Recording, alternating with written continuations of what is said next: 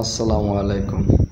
আজকে চলে আসছি টিপুরগড়, যেটা হচ্ছে হাইমচর উপজেলা চাঁদপুর জেলার নদীর মাঝখানে। তো এইখানে আসার পর দেখলাম অনেক সুন্দর। আসছিলাম আমরা আমাদের স্টুডেন্ট এবং টিচাররা মিলে একটা বনভোজন আয়োজন করছিলাম।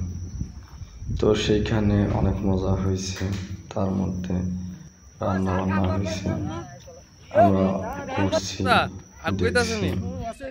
বাবুর্চি ভাই মোহন ভাই তার সাথে আমাদের স্টুডেন্টরাও অনেক হেল্প করতেছিল, রান্না বান্নার কাজে গিয়েছিল। তো আমরা নেতৃত্বে রান্নাটা হইতাছে না, মাছ এবং ডাল রান্না করা হইতেছিল।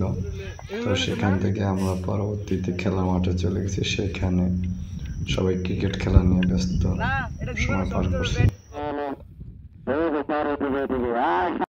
এদিকে আমাদের কিভাবে পড়ে গেল সেটা আপনারা দেখছেন। ভাত রান্না হয়ে গেছে, এখন অন্যান্য রান্না বান্নার কাজ চলতেছে।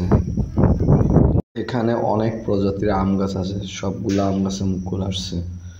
তো দু চোখে না দেখলে সেটা বিশ্বাস করার মতো না। অনেকগুলো নারকেলের চারা, পুকুর ভরা মাছ।